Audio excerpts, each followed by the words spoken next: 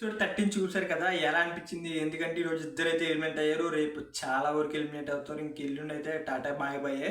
So చాలా వరకు feel అయ్యి ఉంటారు. బట్ ఏమి కాదు, ఒక్క రోజులోనే అందరూ బయటకు వస్తారు. ఒకవేళ ఇందులో పాస్ అయినా first week, second week, third week ఇలా ఒక్కొక్క వీక్ ఉంటుంది. బట్ మెయిన్ ఇక్కడ ఏంటంటే కామనర్స్కి ఒక డిసడ్వాంటేజ్ ఏంటంటే ఫస్ట్ వీక్లో వాళ్ళు ప్రూవ్ చేసుకోవాలి. వాళ్ళకి అలాంటి ఎపిసోడ్ మంచిది పడాలి. అప్పుడు పడితేనే కానీ వాళ్ళకి ఓట్ బ్యాంక్ అనేది బాగా వస్తుంది. లేకపోతే సెలబ్రిటీస్ చాలా వరకు వాళ్ళకి ఇంతకంత ఫాలోయింగ్ ఉండడం వల్ల ఓటింగ్స్ వాళ్ళకైతే వెళ్తాయి. అండ్ గేమ్ ప్లే పరంగా కూడా చూస్తారు.